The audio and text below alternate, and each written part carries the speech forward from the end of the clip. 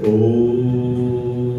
युभूतं च भव्यं च सर्वं यष्टादितिष्ठति स्वर्यस्य च केवलं तस्मै ज्येष्ठाय ब्रह्मणे नमः। द्वा सुपर्णा सयुजा सखाय समानं वृक्षं परिसस्वजाते तयोरन्य पिप्पलं स्वादुवत्ति अन्नश्नन्यो अभिचाकृषीति। नमो ब्रह्मणे नमस्ते वायो त्वमेव प्रत्यक्षं ब्रह्मसि त्वामेव प्रत्यक्षं ब्रह्म वदिष्यामि ऋतं वदिष्यामि सत्यं वदिष्यामि तन्मामवतु तद्वक्तारमवतु अवतु मामवतु वक्तारम्। केचिद् वदन्ति धनहीनजनो जघन्यः केचिद् वदन्ति गुणहीनजनो जघन्यः।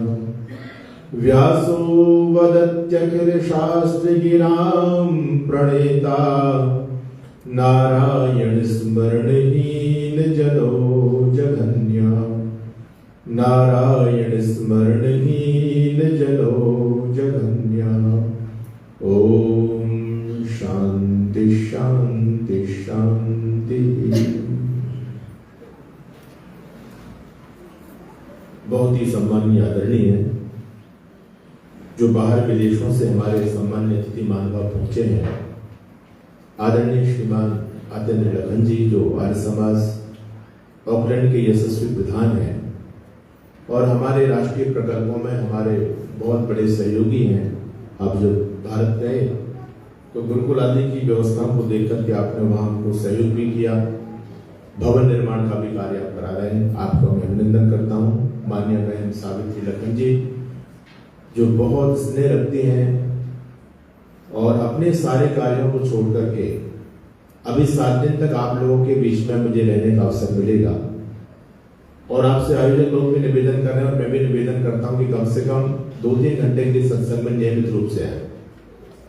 हम लोगों को 2 घंटे के लिए घर छोड़ना बड़ा मुश्किल पड़ता है, लेकिन हमारी आदरणीय बहन जी और आदरणीय अत्यंत लखन जी 1 महीने से अपने कार्यों को छोड़ करके हमारे साथ हैं। एक बार इन दोनों महानुभावों के लिए आप लोग जोरदार ताली बजाकर करना है।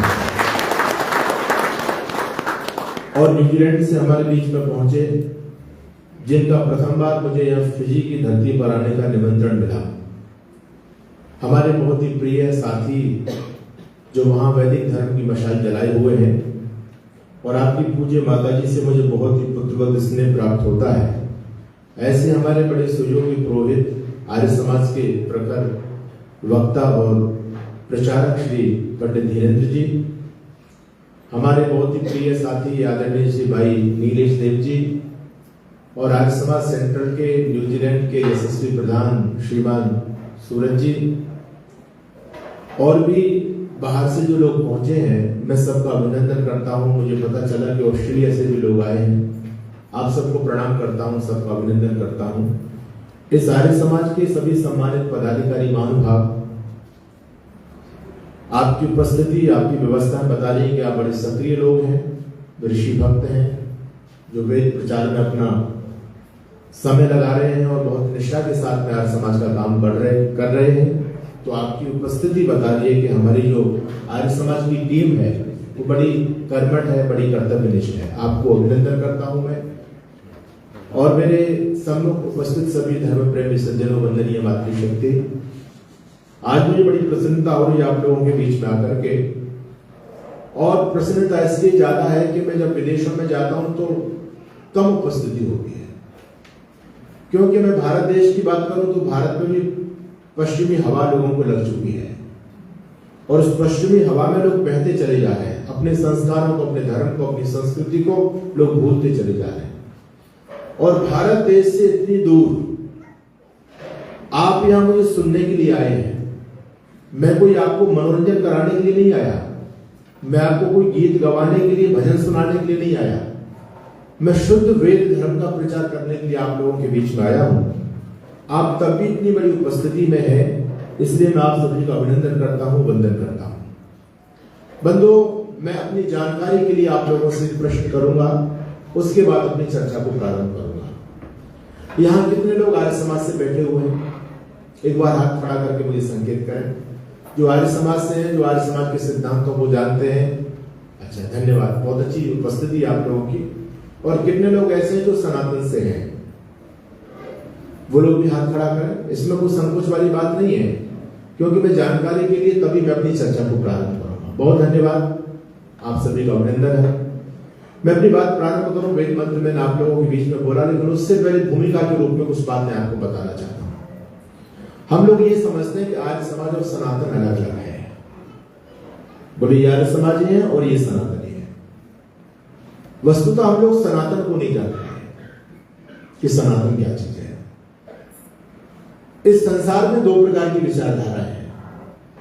एक विचारधारा तो नई है, नई को बोलते हैं नवीन या नूतन, और एक विचारधारा पुरानी है जिसको आप पुरातन बोलते हैं। ये दो विचारधाराएं समाज में चल रही हैं।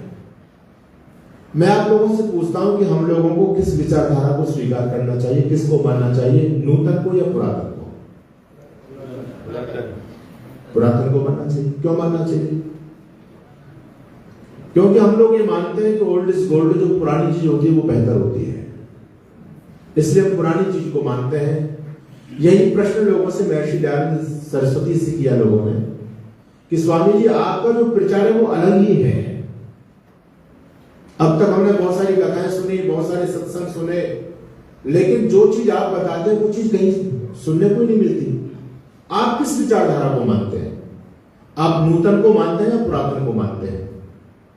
तो आप लोगों ने कहा कि हम तो पुरातन को मानते हैं, लेकिन महर्षि दयानंद कहते हैं कि नहीं, न तो मैं नूतन को मानता हूं और न मैं पुरातन को मानता हूं।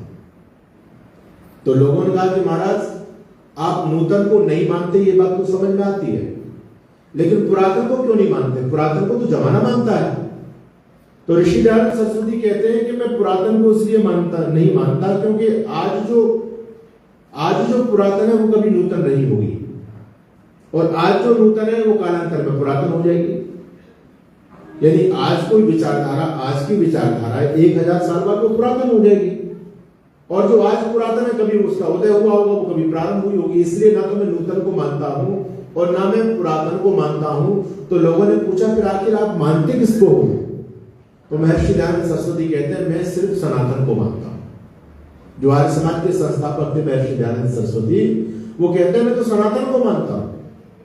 लोगों का महाराज, हम तो ये समझते थे कि जो पुरातन है वही सनातन है। आपने तो पुरातन का खंडन कर दिया, आप सनातन को अलग ही बता रहे हो कि सनातन तो अलग है, पुरातन से भी अलग है। तो महर्षि दयानंद सरस्वती कहते हैं कि सनातन का मतलब क्या होता है ये बताओ। लोगों का सनातन का मतलब तो सदा से चला आ रहा है, वही सनातन है। तो सदा से कब से? और मैं आप लोगों से प्रश्न करूं, सनातन का मतलब आप कहिए जो सदा से है, और सदा से कब से? तो आपका जवाब होगा कि जब से संसार बना तब से है। तो संसार को बने कितना समय हो गया? इस संसार को बने, दुनिया को बने लगभग 2 अरब वर्ष हो गए। 2 अरब वर्ष पुरानी दुनिया है। तो यदि आप कहते हैं कि तब से, जब से संसार बना तब से सनातन है, तो इस संसार की जो अवधि है, तो क्या हमारा सनातन धर्म केवल 2 अरब वर्ष पुराना है? नहीं, ऐसा नहीं है। सनातन का मतलब जो सदा से है। सदा से कब से? ये प्रश्न ही पैदा नहीं हो सकता, हमेशा से। केवल ये संसार बना तब से ही नहीं है, पता नहीं कितने संसार बन गए, अनादि है, अनादि। ये 2 अरब वर्ष तो इस संसार का काल पीरियड गिना गया है, लेकिन पता नहीं कितनी बार दुनिया बन गई, कितनी बार दुनिया मिट गई, लेकिन सनातन वो जो हमेशा से है, इसी कल्प से नहीं, हमेशा से है। अब हमेशा से कैसे है? देखो, दुनिया में 3 चीजें हैं जो अनादि है। अनादि, अनादि का मतलब जो कभी पैदा नहीं हुई। और याद रखिए, जो चीज कभी पैदा नहीं होती वो चीज कभी खत्म भी नहीं होती, नष्ट नहीं होती, उसकी मृत्यु नहीं होती। दुनिया में 3 चीज ऐसी जो कभी बनी नहीं है। आज तक आप लोगों ने ये सुना होगा कि दुनिया में हर चीज बनी है, लेकिन इस ब्रह्मांड के अंदर 3 ऐसी वस्तुएं जो कभी किसी ने बनाया नहीं, जिनका कभी प्रारंभ नहीं हुआ। उसमें पहली चीज है ईश्वर, परमात्मा, ईश्वर जिसको हम बोलते हैं। परमात्मा कभी पैदा नहीं हुए, और याद रखिए, जो कभी पैदा नहीं होता उसकी कभी मृत्यु भी नहीं होती। अच्छा, मैं आप लोगों से पूछूं, बताओ, परमपिता परमात्मा जो ईश्वर है, उनके पिताजी का नाम कोई बता सकता है क्या? क्यों नहीं है? कोई आप लोगों को बता दे। आप भगवान राम जी के पिताजी का नाम बता सकते हो, भगवान कृष्ण जी के पिताजी का नाम बता सकते हो, गणेश जी के पिताजी का नाम बता सकते हो, लेकिन जो परमपिता परमात्मा कण कण में विद्यमान है, जिसका मुख्य नाम ओंकार है, जो अनादि सत्ता है, जो चेतन तत्व है, क्या उसके पिता और माता का नाम आप बता सकते हैं? वो कभी पैदा ही नहीं हुआ, माता पिता से कभी वो पैदा ही नहीं हुआ, अनादि चीज है। और दूसरी चीज है जीवात्मा, जो हमारे अंदर जो चेतन तत्व है, जिसके द्वारा ये नाशवान शरीर, ये मिट्टी का पुतला चेतनवत होकर के व्यवहार कर रहा है। वो आत्मा जो हमारे अंदर विराजमान है, वो कभी मरती नहीं है, केवल चोला बदलते हैं। ये बाहर के शरीर की मृत्यु होती है, आत्मा की कभी मृत्यु नहीं होती। तो आत्मा भी कभी पैदा नहीं हुआ, हम कभी पैदा नहीं हुए। हम तो ये समझते हैं कि कभी किसी माँ के गर्भ से जन्म ले लिया तो हम कहते हैं हम पैदा हो गए। नहीं, शरीर पैदा होता है और शरीर ही मरता है। शरीर का ही जन्म होता है, शरीर की मृत्यु होती है। आत्मा का ना कभी जन्म होता, ना कभी आत्मा की मृत्यु होती है। दो चीज हो गई, एक परमात्मा और एक आत्मा, और एक ये प्रकृति संसार जो हम अपनी आंखों से देख रहे हैं। ये संसार नहीं, ये प्रकृति नहीं। इस प्रकृति का जो मूल तत्व है, जिससे ये प्रकृति बनी है, इसका जो मेटेरियल है, मूल मेटेरियल, जो कभी विखंडित नहीं हो सकता। जैसे साइंस कहता है इलेक्ट्रॉन, न्यूट्रॉन, प्रोटॉन, तीन चीजें। हमारे ऋषि कहते हैं सत्व, रजस, तमस, ये तीन तत्व हैं जिनसे पूरा ब्रह्मांड यूनिवर्स बना है। दुनिया में तीन चीज अनादि है, कभी किसी से बनी नहीं है, कभी मिटती भी नहीं है। तो बंदोबस्त में जो पहली चीज है वो परमात्मा। परमात्मा हमेशा से। अच्छा, आप बताओ, जब प्रलय हो जाती है, दुनिया मिट जाती है, तो उस समय परमात्मा रहते हैं या नहीं रहते? बोलो, क्या विचार है आप लोगों का? परमात्मा रहते हैं ना, उस समय भी रहते हैं ना। तो परमात्मा अनादि है। ये सारा संसार मिट जाएगा, लेकिन परमात्मा रहेंगे। अच्छा, परमात्मा के अंदर परमात्मा का ज्ञान, जो नॉलेज है, वो भी तो परमात्मा के साथ ही रहेगी ना। परमात्मा तो बड़े विद्वान है, उन्हीं से वेदों का ज्ञान मिला है। तो ऐसा तो नहीं कि परमात्मा ने वेदों का ज्ञान हमें दे दिया और उसके बाद परमात्मा अज्ञानी बन गए हो, कि सारा का सारा ज्ञान तो हमें दे दिया।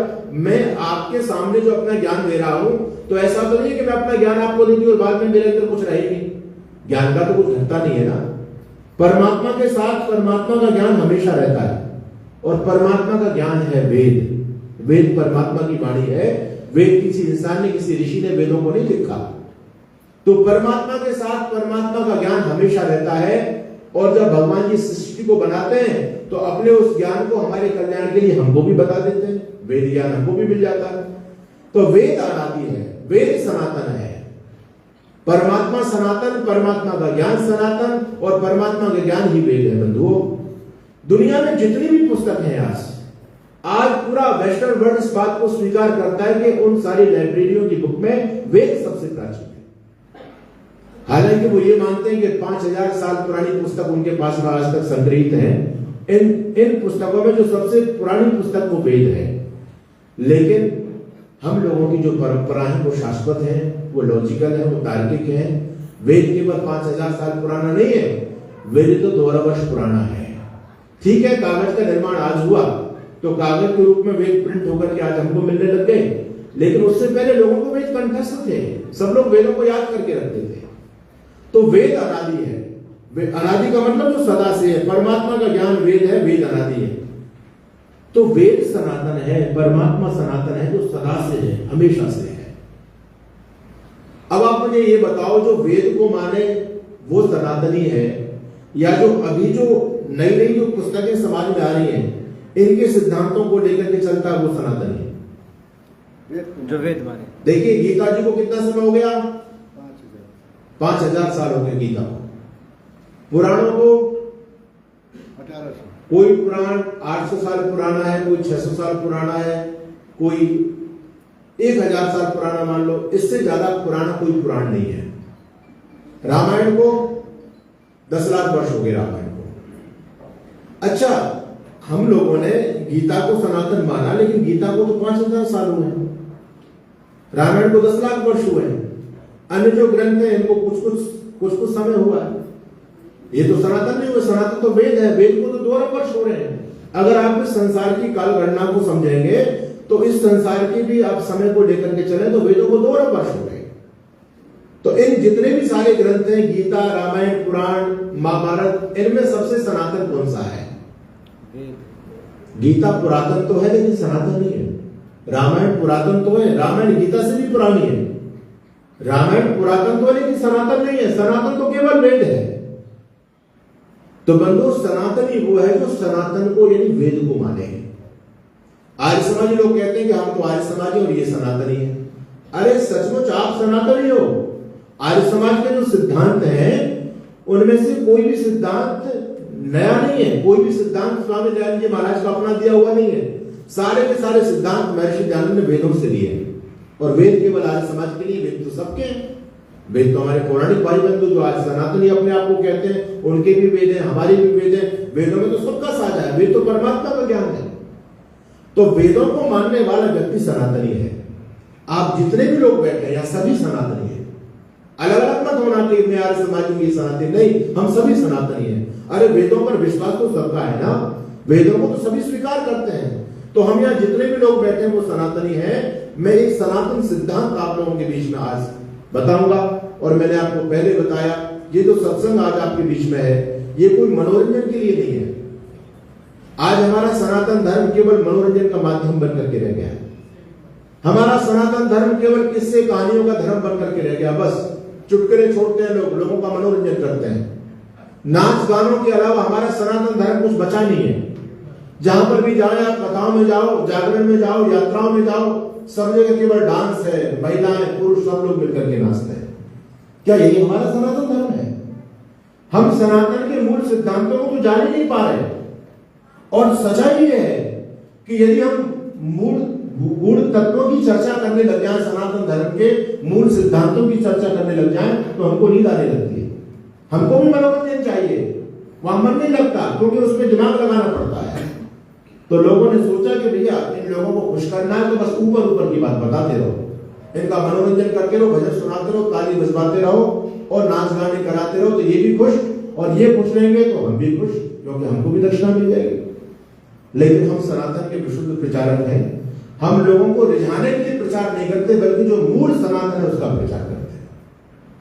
बंधुओं, मैंने जो मंत्र बोला, वेद का द्वा सुपर्णा सयुजा सखाया समानम वृक्षम परिसर जाते, इसमें जो सनातन धर्म का मूल सिद्धांत है जिस पर हमारा सनातन धर्म टिका हुआ है, ये सिद्धांत अन्य किसी मत के अंदर नहीं है, अन्य किसी धर्म के अंदर नहीं है, केवल हमारे सनातन धर्म के अंदर है, जिसको आप त्रैतवाद कहते हैं, जिसको आप ट्रिनिटी बोलते हैं। त्रैतवाद का सिद्धांत केवल वेद के अंदर है, अन्यत्र कहीं नहीं है। त्रैतवाद का मतलब क्या है? त्रैतवाद का मतलब है कि दुनिया में, जिनकी मैंने अभी कुछ चर्चा की, कि दुनिया में 3 वस्तुएं हैं, दुनिया में 3 चीजें जिनको जानना बहुत जरूरी होता है। अगर हमने अपने जीवन में इस तत्व ज्ञान को नहीं जाना, तत्व को नहीं समझा, तत्व क्या है? 3 तत्व हैं, उनको समझ लीजिए तो जीवन कल्याणकारी हो जाएगा, जीवन आपका धन्य हो जाएगा। जिस काम के लिए आप संसार में भगवान ने भेजे, आपका वो काम हो जाएगा, सफल हो जाएगा जीवन। तो तत्व ज्ञान की चर्चा मैं आपके बीच में करता हूं। दुनिया में 3 तत्व हैं जो अनादि हैं। अनादि का मतलब जो कभी बने नहीं है। उनमें से एक तत्व है सत। दूसरा तत्व है सच्चित और तीसरा तत्व है सच्चिदानंद। सत, सच्चित और सच्चिदानंद। सत का मतलब क्या है? हम अपनी आंखों से जो कुछ भी देख पा रहे हैं, यंत्रों के द्वारा जितना कुछ हम पकड़ पाते हैं आज तक, आंखों के द्वारा, कानों के द्वारा जो कुछ भी सुन पा रहे हैं, ये सब सत है, यानी इसका अस्तित्व है। मेरा कहने का मतलब, यदि आप मूल में जाएंगे तो प्रकृति, सत का मतलब प्रकृति। ये जो आप देख रहे हैं प्रकृति की विकृति है। विकृति और प्रकृति में अंतर करना सीखो। जैसे घड़ा बनता है मिट्टी से, मिट्टी की विकृति घड़ा है और घड़े की प्रकृति मिट्टी है। यानी प्रकृति वो जो मूल चीज होती है जिससे किसी चीज का निर्माण होता है। तो घड़े का निर्माण मिट्टी से होता है, तो घड़े की प्रकृति है मिट्टी। इसी प्रकार से ये जो संसार बना है, जो कुछ भी ये नदी नाले पर्वत जो कुछ भी आप देख रहे हैं, ये भवन लकड़ी जो कुछ भी देख रहे हैं, ये 3 चीजों से मिलकर के बना है। वो 3 तत्व हैं, वो 3 परमाणु हैं जिनसे प्रकृति बनती है। और जिसको आप प्रकृति बोलते हैं उसमें एक है सत्व, जिसको आप कहते हैं सत्व, रजस और तमस। ये 3 तत्व हैं, इसको मूल प्रकृति कहते हैं। ये अनादि चीज है जिसको एक शब्द में विद्वानों ने, शास्त्रों ने सत कहा है। ये प्रकृति केवल सत है, यानी हमेशा है, हमेशा रहने वाली है। दूसरी जो चेतन चीज है, जो अनादि चीज है, वो है सच्चित। वो सत भी है और चित भी है। चित यानी चेतन है, जिसको आप आत्मा बोलते हैं।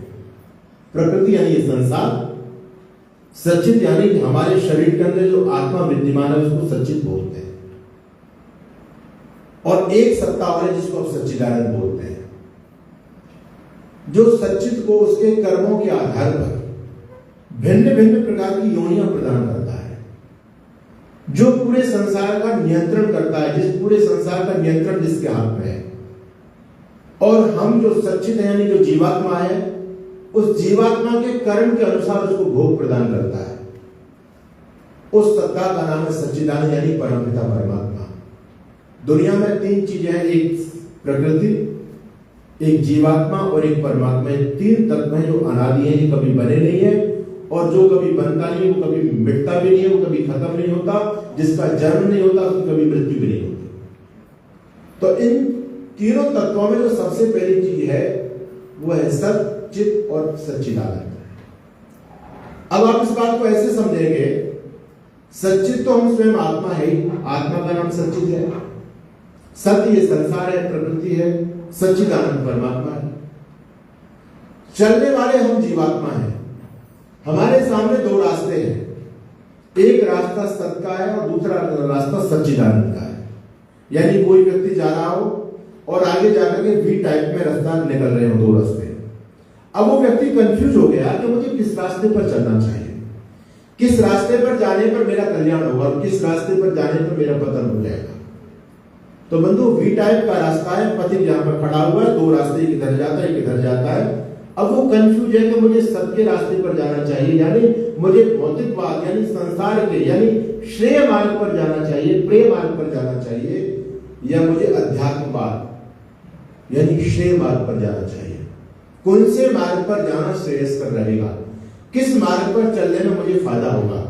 मैं आप लोगों से पूछूं, किस रास्ते पर चलना चाहिए आपको? संसार के रास्ते पर या अध्यात्म के रास्ते पर या प्रकृति के रास्ते पर? योग पर या भोग पर? किस पर चलना चाहिए? है योग पर चलना चाहिए। अच्छा एक बात बताओ, मेरी बात समझ में आ रही है आपको? नहीं आ रही? मेरी लैंग्वेज समझ में आ रही है नहीं आ रही? अच्छा, जो चर्चा में आपके बीच में कर रहा हूं वो चर्चा को समझ में आ रही है नहीं आ रही? आ रही है, नहीं है तो मुझे बता देना, संकेत कर देना। तो हम चलने वाले जीवात्मा हैं, हमारे सामने 2 रास्ता है, एक रास्ता प्रकृति का और एक रास्ता परमात्मा का है। प्रश्न खड़ा है कि किस रास्ते पर चलने में फायदा है। तो आप लोगों ने कहा कि परमात्मा के रास्ते पर चलने में फायदा है, प्रकृति के रास्ते पर चलने में फायदा नहीं है। लेकिन हम चलते किस रास्ते पर हैं? प्रकृति के रास्ते पर, परमात्मा के रास्ते पर। यानी इस संसार में, इसको और मोटी तरीके से आप ऐसे समझें कि हम संसार में प्राप्त क्या करना चाह रहे हैं। हम संसार को प्राप्त करना चाहते हैं या परमात्मा को प्राप्त करना चाहते हैं? बोलो, किसको प्राप्त करना चाहते हैं? परमात्मा को। सिद्धांत तो हमारा यही कहता है कि संसार में आकर के यह सत्यमस्ति, इस संसार में आकर के परमात्मा को प्राप्त करना है। लेकिन हम वास्तव में परमात्मा को प्राप्त करना चाहिए हमको, ये सिद्धांत कहता है, लेकिन हम प्राप्त किसको कर रहे हैं? परमात्मा को या संसार को? संसार को प्राप्त करने, संसार की सच्चाई है, याद रखना। आज व्यक्ति भगवान को प्राप्त करने के लिए भजन कर रहा है, कीर्तन कर रहा है, मंदिर में जा रहा है, नहीं जा रहा है। सच्चाई ये है कि वो भगवान को प्राप्त नहीं करना चाहता। जिस दिन व्यक्ति ईश्वर को प्राप्त करने के लिए निकलेगा, जिसको कहता नहीं परमात्मा मुझे संसार की दौलत नहीं चाहिए। आज तो हम योग भी इसलिए करें कि भोगों को भोग सके। हम मंदिर में जाते हैं, पूजा अर्चना वंदना करते हैं इसलिए कि भगवान जी इस संसार के पदार्थ हमको मिल जाए, हमारा जीवन, हमारा परिवार, हमारा कारोबार ये सब ठीक ठाक चलता है, इसलिए हम भगवान की उपासना प्रार्थना करते हैं। जिस दिन व्यक्ति भगवान को प्राप्त करने के लिए भगवान की प्रार्थना करना शुरू करेगा, मुझे संसार नहीं चाहिए, मुझे बस आप चाहिए, उस दिन भगवान हमसे दूर नहीं है। लेकिन हम सिद्धांत ऊपर तक तो हम ये कहते हैं कि हमारे जीवन का लक्ष्य परमात्मा की प्राप्ति है, लेकिन यदि अंदर हम जाकर के देखें तो अंदर तो परमात्मा नहीं है, अंदर तो संसार भरा पड़ा है। अगर आपको ऑप्शन मिले तो एक तरफ परमात्मा और एक तरफ संसार है, भोगवाद है, आप किसको पसंद करेंगे? बोलो। तराजू के एक पल्ले में परमात्मा हो और दूसरे पल्ले में संसार की धन दौलत हो, आप कौन से पल्ले को पसंद करेंगे? क्या विचार है आपका? अरे बोलो, बात समझ आ रही है तो कुछ हाँ गर्दन हिलाओ, पता चले मुझे। क्या पसंद करेंगे आप? परमात्मा। झूठ बोल रहे हैं। हम सिद्धांत में यहाँ ऊपर तक परमात्मा कह रहे हैं, लेकिन अंदर तो हमारे वही है। एक तरफ फर्स्ट क्लास की आलीशान गाड़ियां खड़ी हो, ओडी मर्सिडीज फरारी बड़ी बड़ी BMW कार खड़ी हो, और एक तरफ परमात्मा है। क्या पकड़ोगे? एक तरफ सत्य, एक तरफ न्याय है। अरे आज का व्यक्ति संसार की दौलत को प्राप्त करने के लिए अधर्म के रास्ते पर जाता नहीं जाता, झूठ बोलता नहीं बोलता, धक्केबाजी करता नहीं करता, तो हम किस रास्ते पर जा रहे हैं, ये सोचने की बात है। एक राजा थे, राजा ने एक सन्यासी को अपना गुरु बनाया और लगभग 30-35 साल तक उस सन्यासी के सानिध्य में रहकर के योग साधना की। 30-35 साल, और 30-35 साल के बाद में योग साधना के फलस्वरूप उन्होंने परमात्मा के दर्शन किए, भगवत तत्व के दर्शन हुए उनको। उन्होंने घोषणा कर दी कि मुझे परमात्मा का साक्षात्कार हो गया। जब घोषणा की तो उनका जो मंत्री था राजा का, वो बड़ा बुद्धिमान, बड़ा समझदार था। उसने कहा, महाराज आपने तो बड़े पुण्य किए कि आपको भगवान के दर्शन हो गए, जिसके लिए जीवन मिला था वो काम आपने कर लिया, जीवन धन्य हो गया आपका। लेकिन आप हमारे राजा हैं और आपने परमात्मा के दर्शन कर लिए, तो अब हमको भी भगवान के दर्शन करा दो, हमारा भी कल्याण हो जाएगा। राजा कहने लगे, मंत्रीवर मैं ईश्वर के दर्शन तो लोगों को करा दूंगा, लेकिन सच्चाई है कि लोग ईश्वर का दर्शन करना नहीं चाहेंगे। मंत्री ने कहा, कैसी बात कर रहे हो? ऐसे संसार में कौन अभागा व्यक्ति होगा जिसको जीवन में मौका मिल रहा हो कि भगवान के दर्शन होने वाले हो? तो ऐसा कौन मंदभागी व्यक्ति है जो भगवान के दर्शन नहीं करना चाहेगा? राजा ने कहा कि ऐसी दुनिया सब मंदभागी है, कोई भगवान का दर्शन नहीं करना चाहता। मंत्री का नहीं, महाराज मैं आपकी बात से सहमत नहीं हूं। आपके फिजी के अंदर एक व्यक्ति आ जाए और वो ये घोषणा कर दे कि मैं आपको ईश्वर के दर्शन कराऊंगा, तो कितने लोग पहुंचेंगे वहां? आपके केवल लवासा ही नहीं, लाबासा क्या नाम है? लंबासा। एक्चुअली यहाँ के जो नाम है ना, वो थोड़े से मेरे दिमाग में सेट नहीं होते, क्योंकि तो हिंदी बोलने वाले लोग हैं, हमारे यहाँ नाम अलग प्रकार के होते हैं, यहाँ अलग प्रकार के होते हैं। तो आपके केवल शहर के लोग ही नहीं है, बल्कि जहां जहां तक लोगों को पता चलेगा वहां सारे के सारे लोग एकत्रित हो जाएंगे। भैया महाराज आए और भगवान के दर्शन करा रहे हैं, तो दर्शन करने के लिए कितनी गैदरिंग होगी आप सोच सकते हैं। आपको भी मौका मिले तो आप जाओगे नहीं जाओगे भगवान के दर्शन करने के लिए? जाएंगे ना, सभी जाएंगे। तो राजा ने से मंत्री ने कहा, महाराज ये आपका सिद्धांत ठीक नहीं है। तो राजा ने कहा, कोई बात नहीं, अगर आपको लगता है कि मैं गलत बोल रहा हूं तो प्रैक्टिकल कर लेते हैं। तो राजा ने कहा कि ठीक है मंत्री, आप कह रहे हैं तो उस दिन समय निर्धारित कर दो, उस दिन में लोगों को भगवान के दर्शन कराऊंगा। तो राजा ने कहा, आप स्नान कहां रखोगे, आप कौन सी जगह? तो मंत्री ने सोचा कि भगवान के दर्शन की बात है तो भैया पूरे की पूरे राज्य की पब्लिक आएगी, बहुत भीड़ होगी, ये भीड़ कहां समाएगी? तो मंत्री ने अपने दिमाग से सोचा कि अपने जंगल में जो बहुत बड़ा खाली स्थान पड़ा है, उस स्थान पर भगवान के दर्शन कराए जाए, क्योंकि भीड़ वहीं बैठ सकती है, बाकी तो ऐसा कोई स्थान नहीं है भीड़ समा जाए। तो मंत्री ने पूरे राज्य में मुनादी करा दी कि उस दिन महाराज उस स्थान पर भगवान के दर्शन कराएंगे, जो लोग भगवान का दर्शन करना चाहते हैं वो वहां पहुंच जाए।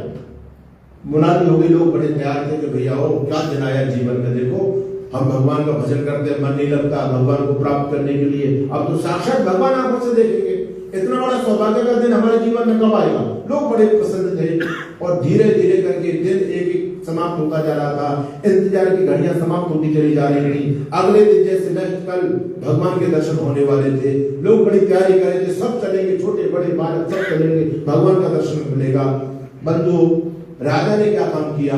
जो रास्ता नगर से जंगल की तरफ जाता था, जहां पर राजा भगवान के दर्शन कराने वाले थे, राजा ने रात्रि को अपने खजाने में जितना भी हीरे जवाहरात सोना चांदी जितना भी माल था सारा माल निकलवा करके रास्ते के किनारे ढेर की ढेर लगवा दिए, सारा माल रास्ते पर लगवा दिया। अब सुबह सुबह लोगों में होड़ थी कि जल्दी से चलेंगे, आगे बैठेंगे, भगवान का दर्शन करेंगे। सभी लोग सुबह सुबह अपने घर से निकले, कहां के लिए? भगवान के दर्शन करने के लिए। लेकिन जब जिस रास्ते से जा रहे हो वो सोना हीरे जवाहरात सब पड़े हुए हैं। आप सब लोग भगवान को भूल गए। कौन जाए भगवान के पास? भाई हम तो भगवान के पास जाते हैं इन चीजों को प्राप्त करने के लिए तो जा रहे हैं ना। ये चीजें ही मिल गई, भगवान को कौन पूछ रहा है? कोई नहीं गया। अब राजा और मंत्री दोनों सिंहासन पर बैठे इंतजार कर रहे हैं कि पब्लिक आने वाली होगी, पब्लिक आने वाली होगी, पब्लिक कोई नहीं आया। दोपहर के 12 बज गए। मंत्री ने राजा से कहा कि राजा ने मंत्री से कहा, मंत्री पर देखो आप तो कह रहे थे बहुत क्राउड होगा, बहुत भीड़ होगी, तो कोई आदमी एक भी आदमी नहीं आया, कहां रहे लोग? मंत्री जब आए तो मंत्री ने देखा कि रास्ते में लोग सोना बटोरने में लगे हैं, हीरे जवाहरात भरने में लगे हैं। जिन लोगों पर चला नहीं जाता उन्होंने भी अपने जो है ना कुर्ते की जेबों में और इधर झोलियों में हीरे जवाहरात भरे पड़े हैं। कोई अपनी बोरी में भर के खींच करके ले जा रहा है। लूट मची हुई है, कोई भगवान की तरफ जाना नहीं चाहता, सब माल को अपने घरों में ढोने में लग रहे हैं। मंत्री देख करके गए, मंत्री ने कहा महाराज कोई नहीं आया, लोग तो वहां सोना चांदी ढोने में लग रहे हैं। राजा ने कहा कि लोग आएंगे? बोले नहीं आएंगे, अभी तो आधा माल बचा हुआ है, उससे पहले कोई आने वाला नहीं है। तो राजा ने कहा मैं तुमको यही तो समझाना चाह रहा था कि संसार में किसी को भगवान की आवश्यकता नहीं है। लोग तो केवल भगवान को इसलिए मानना चाहते हैं कि भगवान के माध्यम से उनको संसार की वस्तु प्राप्त हो जाए। और भगवान को मानने का मतलब क्या है?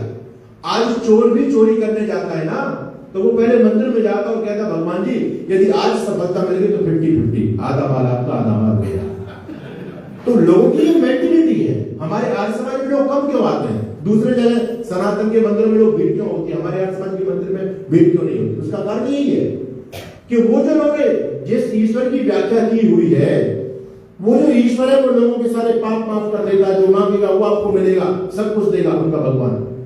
लेकिन वेद ये कहता है कि भगवान तुम्हारी चापलूसी से फंसने वाला नहीं है। आप चाहे भगवान के गीत गाओ या ना गाओ, भगवान की पूजा वंदना करो या ना करो, या भगवान को गाली दो, इससे भगवान पर कोई फर्क नहीं पड़ता।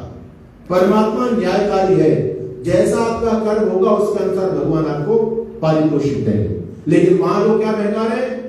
एक भागवत कथा में कहानी आती है धुंधकारी की कहानी। कहते धुंधकारी बहुत बड़ा आध्यात्मिक व्यक्ति था, बड़ा पापी था, बहुत पापी था। उसने अपने जीवन में कभी कोई पुण्य ही नहीं किया, कोई पुण्य नहीं किया। आजकल लोग एक गीत गाते हैं ना, कलयुग एक नाम आधारा, सिमर सिमर जन उतर ही पारा। के कलयुग में तो केवल नाम का जाप कर लो, उसी में कल्याण हो जाएगा, ऐसा लोग बताते हैं। तो धुंधकारी बहुत पापी, व्यभिचारी, शराब पीने वाला, मांस खाने वाला, व्यभिचार करने वाला, दुनिया के जितने भी पाप कर्म थे सारे पाप कर्म करता था धुंधकारी। एक दिन बंधु उसकी मृत्यु आ गई। मृत्यु आई, मृत्यु सामने खड़ी है। अब मृत्यु को लेकर के घबरा गया। उसको प्यास लगी, प्राण निकलने वाले थे। उसके बच्चे का नाम था नारायण। नारायण, उसने अपने बच्चे को पुकारा नारायण, उसके बालक ने नहीं सुना। दूसरी बार पुकारा नारायण, उसके बालक ने नहीं सुना। तीसरी बार पुकारा नारायण, उसके बालक ने फिर भी नहीं सुना। लेकिन नारायण भगवान ने सुन लिया और नारायण भगवान तत्काल अपना रथ लेकर के धुंधकारी के सामने प्रकट हो गए। अरे बेटा क्या बात है, तूने मुझे पुकारा? बोले नहीं, मैंने आपको नहीं पुकारा, मैं तो अपने लड़के को बुला रहा हूं, आपको थोड़ा बुला रहा हूं मैं। अब भगवान इतने उतावले हैं कि उनको ये भी नहीं पता कि ये मुझको पुकार रहा है या और किसी को पुकार रहा है। लेकिन भगवान ने कहा कोई बात नहीं, तूने भाव से अभाव से कम मेरा नाम तो लिया। भाई नारायण चाहे तू अपने बच्चे के लिए पुकार रहा हो, लेकिन मेरा नाम तो नारायण है, मेरा नाम तो लिया। चल मैं तुझे सीधा अपने बैकों का धाम लेकर के चलूंगा। और धुंधकारी की मुक्ति हो गई। अब बताओ ये सिद्धांत ठीक है क्या? है? आपको जमता है? व्यक्ति अपने जीवन भर में कितना ही पाप करे, कितना ही पाप करे, भयंकर पाप से पाप करे, अंतिम समय में लोग यही तो कर रहे हैं। भगवान गीता में कहते हैं कि आप अंतिम समय में जैसी आपकी मेंटेलिटी होगी अगला जन्म वैसे ही चलेगा। तो आदमी जीवन में खूब पाप करता है और अंतिम समय कहते हैं कि महाराज हमारे दादाजी हमारी दादी जी जाने वाली है, जरा गीता सुना दो, गीता के श्लोक पढ़ दो। अंतमति सुगति, अंत में जैसी मति बनेगी वैसी गति बन जाएगी। बंधुओं, बात तो ठीक है, लेकिन इतना सस्ता नहीं है। अगर जीवन भर आपने गीता नहीं सुनी है, धर्म का पालन नहीं किया, तो अंतिम समय में कितना ही प्रयास कर लेना, आपके मुख से भगवान का नाम नहीं निकल सकता। और आज यही स्थिति हो रही है, लोग बहका रहे हैं, धर्म के नाम पर कहानियां चल रही है, बोले कुछ भी करो, अंतिम समय में बस जैसे धुंधकारी ने नारायण का नाम बोला, वैसे नारायण का नाम बोले, कर जाओगे, मुक्ति हो जाएगी। ये लोग, चालाक लोग आपके जीवन को बर्बाद कर रहे हैं। परमात्मा न्यायकारी है, परमात्मा आपकी भक्ति में फंसने वाला नहीं है। आप जब नाम लेते हैं, भगवान का भक्ति करते हो, परमात्मा से कुछ भी नहीं होता, परमात्मा पर प्रभाव नहीं पड़ता। आप चाहे परमात्मा का नाम लो, चाहे परमात्मा को गाली दो, इससे परमात्मा पर कोई प्रभाव नहीं है। अगर परमात्मा ऐसे होते कि आपके नाम लेने से आपसे खुश हो जाते, और जो लोग गाली देते, जो भगवान को नहीं मानते, तो आप जानते हैं दुनिया में नास्तिक भी बहुत बड़ी संख्या में रहते हैं, है नहीं? नास्तिक लोग भी, तो वो तो भगवान को मानते नहीं है। तो सबसे पहले तो भगवान को उनको मानना चाहिए, लेकिन भगवान उनको भी तो जीवन दे रहा है, भगवान पर कोई प्रभाव नहीं है। आप भगवान की भक्ति करते हैं तो भगवान के लिए नहीं, अपने लिए, अपने उद्धार के लिए। तो बंधुओं, मैं निवेदन आप लोगों के बीच में कर रहा हूं कि हमारे सामने दो रास्ते हैं। एक रास्ता तो सत्य का है और एक रास्ता सच्चिदानंद का है। चलने वाले हम सच्चिद यानी जीवात्मा है। हमको किस रास्ते पर चलना चाहिए? सिद्धांत तो कहता है कि हमको सच्चिदानंद के रास्ते पर चलना चाहिए, ईश्वर की प्राप्ति के लिए बढ़ना चाहिए। लेकिन सिद्धांत कहता है, लेकिन हम अपने जीवन में उस रास्ते को छोड़ करके संसार के भौतिकवाद के रास्ते पर चलते हैं। हानि क्या होगी? एक मैं दृष्टांत देता हूं। देखिए, जब किसी पदार्थ को अनुकूलता प्राप्त होती है तो उसकी शक्ति, उसके गुण बढ़ जाते हैं, और प्रतिकूलता प्राप्त होती है तो उसकी क्वालिटी गिर जाती है, उसके गुण कमजोर पड़ जाते हैं, ताकत उसकी खत्म हो जाती है। जैसे उदाहरण के लिए माचिस है हमारे पास में, DSLI, जिससे अनेक प्रकट करते हैं हम लोग। बरसात और सर्दी का मौसम माचिस के लिए अनुकूल होता है या प्रतिकूल? प्रतिकूल है। सहज रूप से प्रकट करने सील जाके ऐसे रगड़ते हैं आप, तब कहीं जाके अग्नि प्रकट होती है। लेकिन गर्मी का मौसम, गर्मी का मौसम अनुकूल है, तो जैसे आप थोड़ा सा रगड़ा देते हैं, सहज रूप से अग्नि प्रकट हो जाती है। तो आपको यह देखना है कि जब माचिस को अनुकूलता मिली तो उसकी ताकत बढ़ गई, और प्रतिकूलता मिली तो उसकी ताकत गिर गई। हमारी अनुकूलता किसके साथ में? हमारी अनुकूलता सत्य के साथ में, सच्चिदानंद के साथ में। आपके गुण किसके साथ में मिलते हैं? प्रकृति के साथ में मिलते हैं, परमात्मा के साथ में मिलते हैं। भाई, प्रकृति के साथ तो आपका एक गुण भी नहीं मिलता। प्रकृति तो जड़ है और आप तो चेतन हो, तो पहली पूरी हो गई। अन्य जो चीजें हैं वो भी परमात्मा के साथ हमारी मिलती है। परमात्मा न्यायकारी है, हम भी जीवन में न्याय कर सकते हैं। परमात्मा दयालु है, हम भी दया कर सकते हैं। प्रकृति तो जड़ है, प्रकृति तो स्वयं में कुछ नहीं कर सकती। तो हमारी अनुकूलता किसके साथ में है? सच्चिदानंद के साथ में, ईश्वर के साथ में। तो जब व्यक्ति ईश्वर के मार्ग पर बढ़ता है जाके, तो उसकी सामर्थ्य बढ़ती है, उसकी शक्ति बढ़ती है, और उसकी ताकत इतनी बढ़ती है कि उसके मार्ग में, जीवन की यात्रा में, जीवन के संग्राम में जब कोई बाधाएं आती है, रुकावटें आती है, परेशानी आती है, अड़चन व्यवधान प्राप्त होता है, तो व्यक्ति कभी भयभीत नहीं होता। परमात्मा की शक्ति उसको इतनी प्राप्त होती है कि वो पहाड़ के समान बड़े बड़े दुख को भी, राई के जो राई होती है, मस्टर्ड सरसों होती है, उसके दाने के समान समझता। ये ताकत भगवान के भजन करने से प्राप्त होती है। दुख सहने की ताकत की मेडिसिन आपको आपके नगर के किसी मेडिकल शॉप पर नहीं मिलने वाली। आपको पूरे फिजी देश के अंदर कोई ऐसा डॉक्टर नहीं है जो आपकी आत्मा की ताकत को बढ़ाने की मेडिसिन बता सके। लोग शारीरिक ताकत को बढ़ाने का मेडिसिन बता सकते हैं, बुद्धि कमजोर हो जाए तो ब्रेन को शार्प करने की मेडिसिन लोग ले सकते हैं, डॉक्टर लोग। लेकिन आत्मा के बल को बढ़ाने का कोई माइकल डॉक्टर है जो दवा बता सके आपको? कोई नहीं बता सकता। बंधु, ये आत्मा का जो बल बढ़ता है, ये दुनिया का सबसे बड़ा बल है। और ये बल बढ़ता है कब? जब जीवात्मा सत्य को छोड़ सच्चिदानंद के रास्ते पर चलता है, जब धर्म के पथ पर चलता है, न्याय के पथ पर चलता है, वेदों के मार्ग पर चलता है, तो फिर परमात्मा उसको वर्ण करते हैं, और परमात्मा उसको इतना सामर्थ्य प्रदान करते हैं कि वो जीवन की यात्रा में कभी व्यथित नहीं होता, परेशान नहीं होता। तो सिद्धांत ये कहता है कि हम अपने जीवन में किसके रास्ते पर चले? परमात्मा की प्राप्ति करना हम सबके जीवन का लक्ष्य होना चाहिए। संसार में तो भटक लिए, बहुत भटके। जब से संसार बना तब से ही हम लगा लें। वैसे तो आत्मा अनादि है, हमेशा से रहे हम कभी मरने वाले नहीं। हम भगवान राम के समय में भी थे, कृष्ण के समय में भी थे। आत्मा तो अजर है ना, आत्मा तो कभी मरती नहीं, केवल आत्मा चोला बदलती है, शरीर बदलती है। तो हम हमेशा से, लेकिन आज तक हम भटक रहे हैं। पुनरपि जननम पुनरपि मरणम पुनरपि जननी जठरे शयनम, बार बार मरना, फिर जन्म लेना, फिर मरना, फिर जन्म लेना। जिन भोगों को प्राप्त करने के लिए हम परेशान हो रहे हैं कि ये मिल जाए, ये मिल जाए। अरे ये भोग हमने जीवन में न जाने कितनी बार भोग लिए। भोगा न भोक्ता वय में भोक्ता, तपो न तप्तम वय में तप्ता, कालो न यादो वय में याता, तृष्णा न जीर्णा वय में जीर्णा। ये तृष्णा कभी जीर्ण नहीं हुई, बल्कि हम ही वृद्ध हो गए। हम भोगों को भोगने के लिए लगे रहे, लेकिन भोगी हमें भोग गए, हमको पता ही नहीं चला कि भोगों के द्वारा हम भोगे जा चुके हैं। इसलिए प्रकृति के पथ पर चलने में कोई बुद्धिमत्ता नहीं है। आपने खूब देख लिया, आगे देख लिया। बताओ, इस संसार में जीकर के जब व्यक्ति जाता है अंतिम समय, तो संसार से तृप्त होकर के जाता है, एक वेदना लेकर के जाता है, बोले कुछ नहीं मिला, जीवन बेकार गया। लेकिन जो साधक लोग होते हैं, जो धर्म के रास्ते पर चलते हैं, न्याय के रास्ते पर चलते हैं, सेवा परोपकार करते हैं, वो जब दुनिया से जाते हैं तो उनको संतुष्टि होती है कि भगवान आपने मुझे जो जीवन दिया था, ये जीवन मैंने सार्थक और सफल किया है। इसलिए अपने जीवन में इतना काम जरूर करना कि आपके जाने के बाद ऐसा नहीं कि शमशान भूमि में राम नाम सत्य, अग्नि संस्कार करने के बाद लोग आपको भूल जाए, ऐसा नहीं होना चाहिए। इस जीवन में ऐसा काम जरूर करके जाने कि आपके जाने के बाद लोग आपको याद रखें, आपका जीवन सार्थक और सफल हो जाएगा। जब अच्छे लोगों की गिनती हो समाज में, तो आपका नाम उंगलियों पर गिना जाना चाहिए। भैया ये व्यक्ति बहुत अच्छा है, ये व्यक्ति बहुत अच्छा है, तो समझ लेना जीवन सफल हो गया आपका। और अच्छे लोगों में हमारी गिनती नहीं है, तो फिर तो जीवन क्या है, तो बोझ है। ये तो हर पशु पक्षी भी जी रहा है, हम भी जी रहे, कौन सी बड़ी बात है। घर घोंसला बनाना, बालक बच्चे पैदा करना, जीवन जीना, शादी विवाह करना, कौन सा बड़ा काम है। ये काम तो पशु पक्षी भी कर रहे हैं।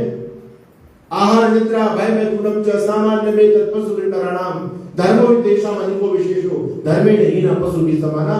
खाना पीना, भय, डरना, डराना, बालक बच्चे पैदा करना, कोठी बंगले बनाना, आवास बनाना, ये तो पशु पक्षी भी करते हैं। और हम भी इंसान होकर के इस काम को करें, तो इसमें कोई बुद्धिमत्ता वाली बात नहीं है। तो शास्त्र कहते हैं धर्मो ही देशम अधिको विशेषो, मनुष्य इसलिए श्रेष्ठ है, वो जीवन में धर्म कर सकता है, सेवा कर सकता है, पुण्य कर सकता है, बुद्धि से सोच करके विचार करके परमात्मा की तरफ बढ़ सकता है। गधा कभी भगवान की भक्ति नहीं कर सकता, मछली कभी, सांप कभी भगवान की भक्ति नहीं कर सकते, लेकिन आप ईश्वर की भक्ति कर सकते हो। ये वरदान आपको प्राप्त हुआ है। ये मनुष्य योनि उद्धार के मार्ग प्रशस्त कर देती है। आदमी इस मनुष्य तन को प्राप्त करके मुक्त भी हो सकता है। और मनुष्य तन को यदि उसने नहीं संभाला, अच्छा कर्म नहीं किया, तो फिर पतन को 84 लाख योनियां, उसमें बड़ी नारकीय योनियां, बड़ी भ्रष्टतम योनियां है। जीवात्मा को योनियों में जाकर गलता है, सड़ता है, बनता है। इसलिए भगवान ने अवसर दिया है, आपके जन्म जन्मांतर के शुभ कर्म थे, पुण्य थे, और भगवान की कृपा हुई तो भगवान ने हम सभी को इंसान बनाया, इंसान। बाकी कभी आपके आसपास कितने जीव जंतु रहते हैं, बिल्ली भी है, कुत्ता भी है, सांप भी है, गधा भी है, घोड़ा भी है। वो जीवात्मा कभी वो भी इंसान बनी होगी, लेकिन इंसान बनने के बाद उन्होंने अपने धर्म को नहीं संभाला, धर्म से गिर गए। तो आज भगवान ने उनको गधे की योनि में भेज दिया, बिल्ली की योनि भेज दिया, कुत्ते की योनि भेज दिया। बंधु, ये हमको भगवान ने मनुष्य तन दिया है, तो जीवन में अपना लक्ष्य बनाना भगवान की प्राप्ति। द्वार सुपर्ण संयुज सखाया समानम वृक्षम परिसस बजाते। एक तरफ परमात्मा, एक तरफ प्रकृति है। जीवात्मा चलने वाला है। ये जो शरीर हमको मिला है, ये शरीर एक रथ है मंजिल को जाने के लिए। शरीर मंजिल नहीं है। आज के व्यक्ति की मैं बात करूं तो भगवान ने 24 घंटे दिए। ध्यान से सुनो मेरी बात को। 24 घंटे मिले हमको एक दिन में, 24 घंटे। 24 घंटे में हमने अपने लिए कितना समय दिया, ये सोचने की बात है। हम 24 घंटे में जितना कुछ काम करते हैं, किसके लिए कर रहे हैं? किसके लिए? हाँ, प्रधान जी सही बोल रहे हो। सबके लिए कर रहे हैं, सच्चिदानंद के लिए नहीं है। आप धन कमाते किसके लिए? बोलो भाई, शरीर के लिए। बढ़िया गाड़ी खरीदते हैं किसके लिए? सुख किसको मिलेगा? शरीर को। धन होगा तो आप अच्छा ब्रेसलेट खरीदेंगे, जंजीर खरीदेंगे, अंगूठी खरीदेंगे, आप अच्छी कोठी बनाएंगे, एसी लगाएंगे, किस लिए? सुख किसको मिलेगा? शरीर को। भोजन करेंगे बढ़िया फर्स्ट क्लास का, किसके लिए? शरीर के लिए। अरे शरीर से ऊपर तो उठो, शरीर के बाद भी तो और कुछ है। जिस शरीर के लिए आपने सारा जीवन लगा दिया, पूरे 24 घंटे लगा दिए, आखिर ये शरीर तो एक दिन लकड़ियों में चलना है, ये तो खत्म हो जाएगा, फिर क्या फायदा? भाई जिस शरीर के लिए हम जी रहे हैं, ये शरीर तो एक दिन नाशवान है या नहीं? खत्म होगा नहीं होगा? भस्मांतम शरीरम, ये भस्म हो जाएगा, अभी संस्कार हो जाएगा। फिर जिस शरीर के लिए जिए वो शरीर तो नष्ट हो गया, अब क्या होगा हमारा? सोचने की बात। तो ऋषि कहते हैं ये शरीर तो केवल एक माध्यम है, रथ है, हम रथी हैं। जैसे आपके पास गाड़ी है और आप गाड़ी चलाने वाले हैं, गाड़ी मंजिल नहीं है, गाड़ी मंजिल तक पहुंचने के लिए है। ये शरीर रथ है, यही हमारी मंजिल नहीं है। आज हमने शरीर को ही मंजिल मान लिया, शरीर से ऊपर उठकर के व्यक्ति सोचता ही नहीं कुछ भी, सब कुछ शरीर के लिए, सब फैसिलिटी प्राप्त कर रहा है, सारा का सारा जीवन व्यक्ति ने शरीर के लिए निकाल दिया और परिणाम भस्मांतम शरीर नष्ट हो जाने वाला है। क्या कमाया हम अपने जीवन में? इसलिए ऋषि कहते हैं कि शरीर से ऊपर उठकर के चलो। आप परमात्मा की भक्ति करना चाहते हो, एक मैं अलग विषय बता रहा हूं आपको, आपकी समझ में आएगी बात। इस दुनिया में कौन व्यक्ति ऐसा जो परमात्मा की भक्ति नहीं करना चाहता हो? समझते हो? सब चाहते हैं ना, लेकिन हम कर नहीं पाते। आज मैं आपको प्रेरित करूंगा, आप सोचेंगे कि महाराज ने बिल्कुल ठीक बात कही, बिल्कुल ठीक बात की, हम भी करेंगे। हो सकता है एक दो दिन आप अपनी दिनचर्या को ठीक भी बनाए, धर्म ध्यान करें, चिंतन करें भगवान का, उसके बाद फिर वहीं आ जाते हैं। कारण क्या है? ये जो प्रकृति हमारे दिमाग पर इतनी सवार क्यों रहती है? हम परमात्मा को छोड़कर के प्रकृति की तरफ बार बार क्यों भाग रहे हैं? प्रकृति की तरफ? देखिए, ये संसार 3 तत्वों से बना है। एक तत्व है सत्व, एक है रजस, एक है तमस।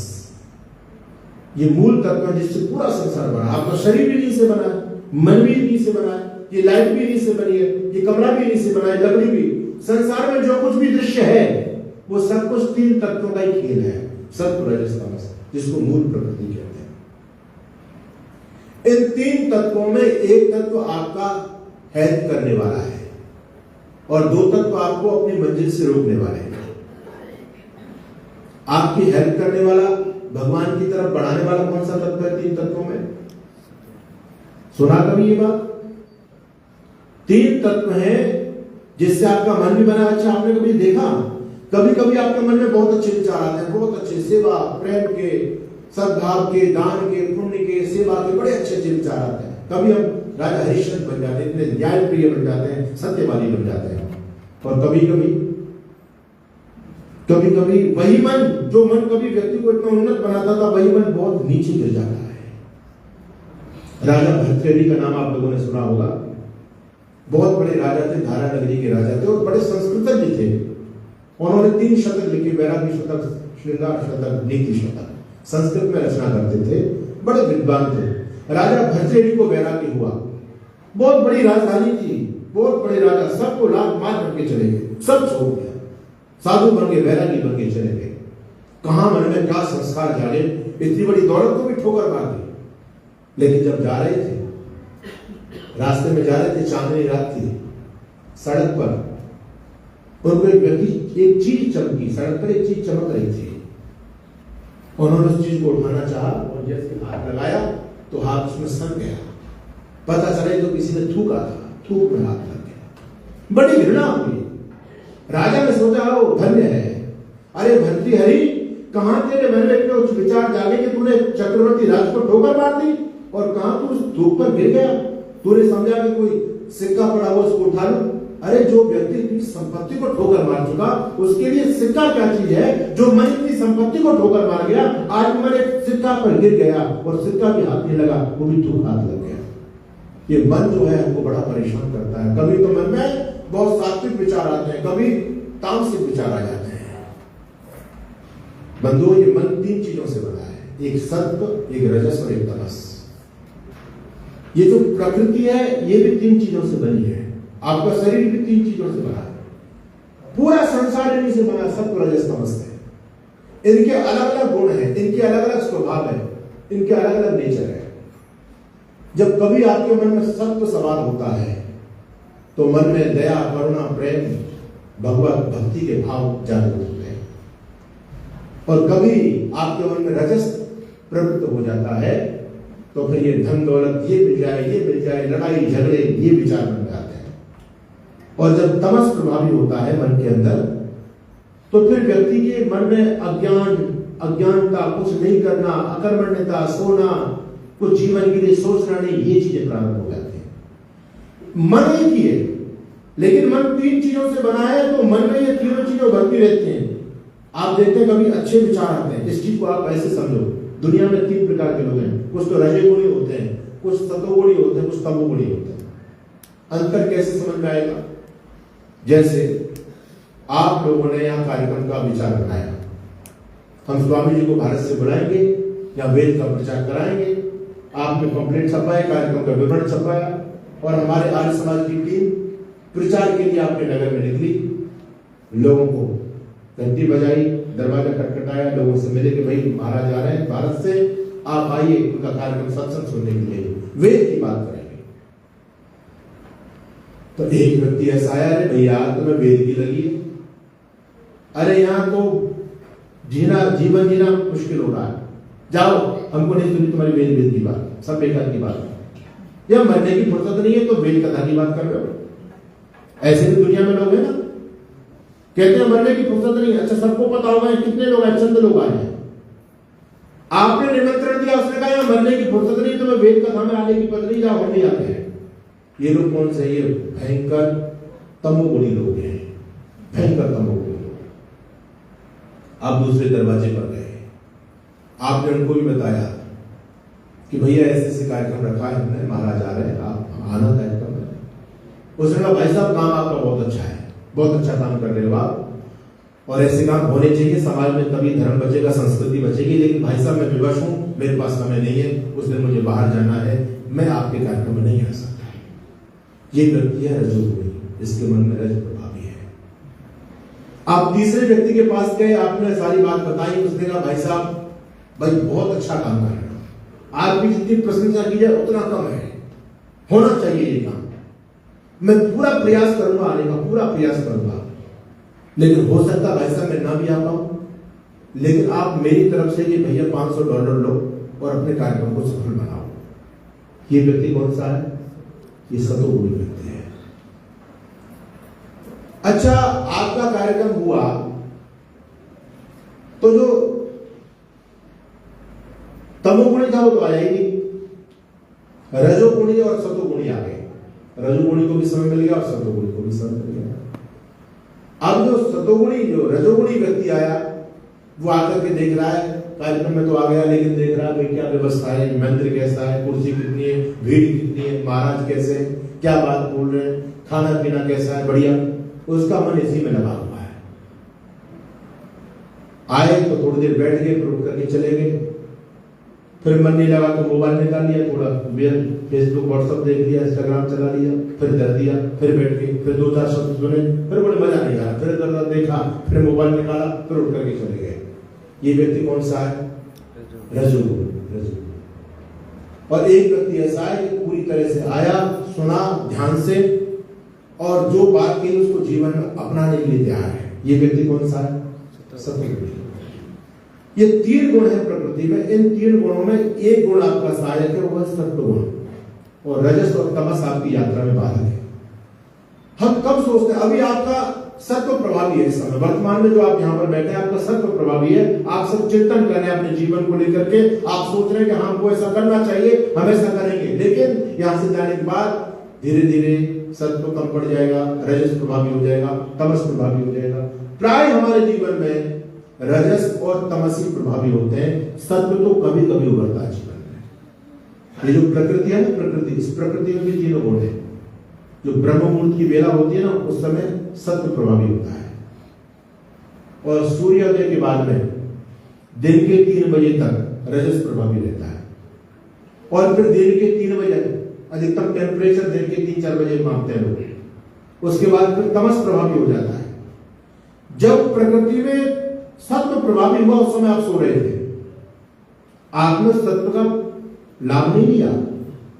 अच्छा, सुबह सुबह आप जगते हो, जल्दी जग जाओ, तो आपके मन में कोई चोरी करने का भाव उठता है, किसी का बेईमानी करने का भाव उठता है, कोई और गंदा काम करने का मन में विचार आता है? नहीं आता। क्यों? क्योंकि उस समय इस मन के अंदर भी और प्रकृति के अंदर भी सत्व प्रभावी है, सत्व प्रभावी है।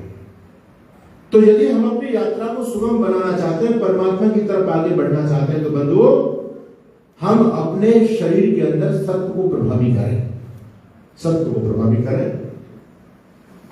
रजस और तमस से आप भगवान की भक्ति नहीं कर पाओगे। सत्य इसलिए हमारे जो साधक योगी लोग होते हैं वो अपने आहारचर्या के द्वारा, दिनचर्या के द्वारा, खान पान के द्वारा हमेशा ये सोचते हैं कि मेरे मन में हमेशा सत्य प्रभावी रहे तो मैं अपनी मंजिल को प्राप्त कर पाऊं।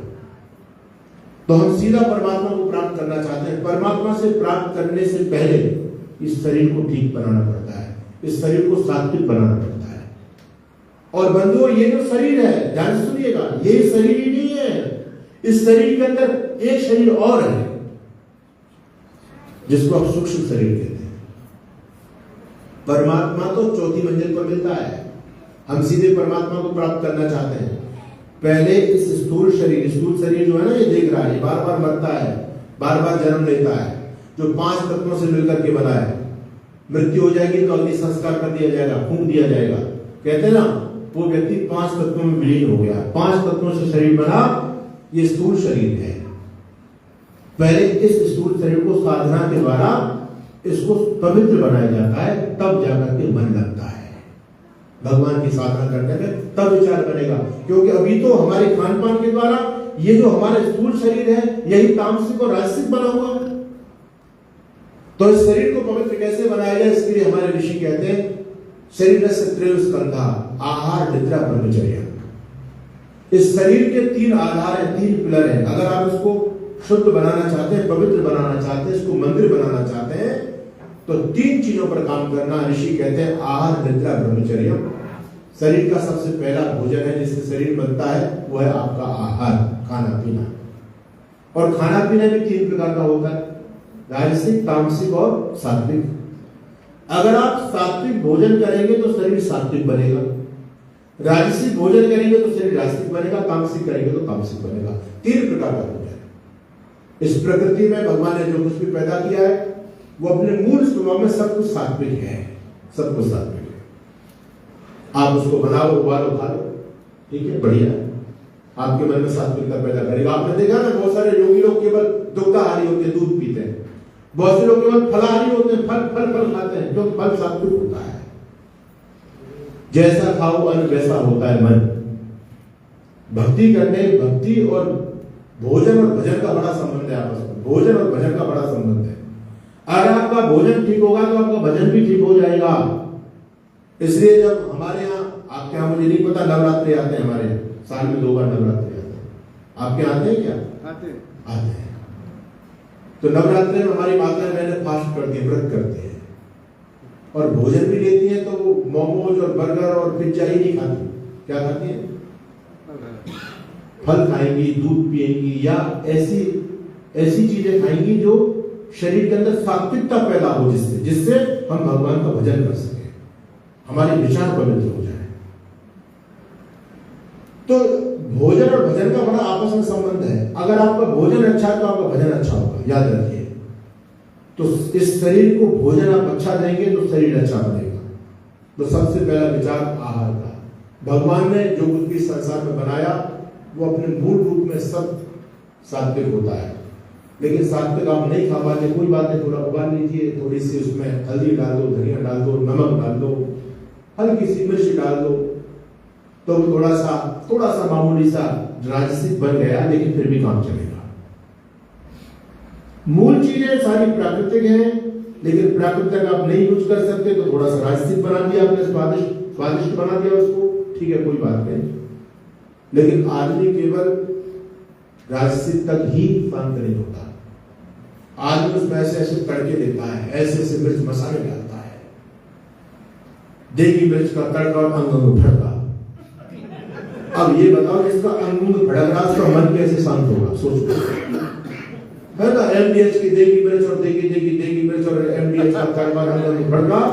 उस भोजन को खाने के बाद व्यक्ति का जब अंग ही भड़क रहे तो मन कहां से स्थिर होगा, कैसे भगवान का भजन होगा?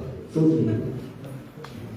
इसलिए सात्विक भोजन कीजिए। सबसे पहला अपना काम भोजन, राजसिक और तामसिक भोजन मत करना। बंधुओं, याद रखना, मैं एक बार बहुत कड़वी बोल रहा हूं आपसे, अगर आपका भोजन शुद्ध है तो आपके विचार शुद्ध होंगे, और विचार शुद्ध है तो आपका जीवन शुद्ध हो जाएगा।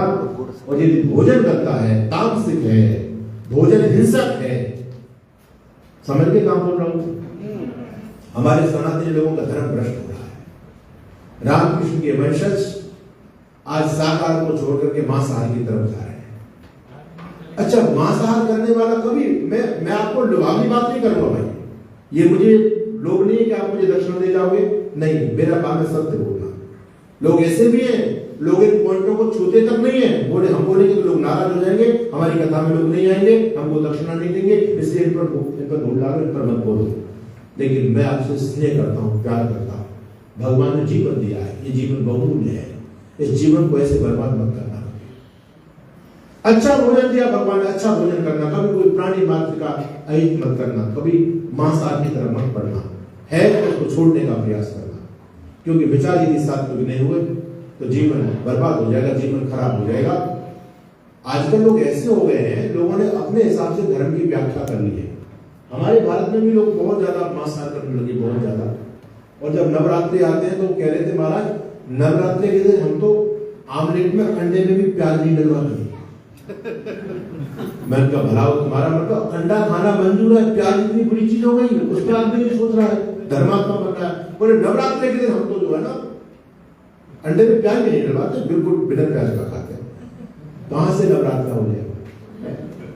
तो याद रखना, अगर भक्ति करना चाहते हो तो पहला काम अपने भोजन को अच्छा बनाना, बिल्कुल नहीं, जीव हत्या नहीं होनी चाहिए।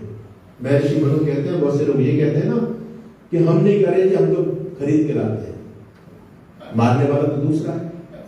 लेकिन शास्त्र कहता है 8 प्रकार के लोग पापी होते हैं, 8 प्रकार के। अनुमंता, विश्वस्ता, निहंता, क्या विक्रयी, संस्कृता, चोपहर्ता, खादका, शेती घातका। पकड़ने वाला, मारने वाला, पकाने वाला, बेचने वाला, खरीदने वाला, परोसने वाले, खाने वाले, सबको पाप लगता है। भगवान की व्यवस्था बड़ी सूक्ष्म है, इस व्यवस्था से बचना बड़ा मुश्किल है। इसलिए बहुमूल्य जीवन है, इसको बर्बाद मत करना। अपना आहार ठीक बनाना, आहार ठीक होगा तो विचार पवित्र बनेंगे आगे। आज दो गड़बड़ हो गई क्योंकि आहार खराब हो गया, तो विचारों में गंदगी हो रही है। पहले हम लोगों की संस्कृति क्या थी? मातृवत परदारेषु उपद्रवेषु लोष्टवत आत्मवत सर्वभूतेषु यः पश्यति स पश्यति। शास्त्र कहता है हम दूसरे की धन संपत्ति को मिट्टी के समान समझते थे, कोई मतलब नहीं है दूसरे की, हमारी दूसरी की बहन बेटी को अपनी बहन बेटी की दृष्टि से देखते थे, दूसरे प्राणी को अपने आत्मवत समझते थे। हमको कोई कष्ट देता है, छेड़ता है, हमको कष्ट होता है, हम भी किसी को कष्ट नहीं देंगे।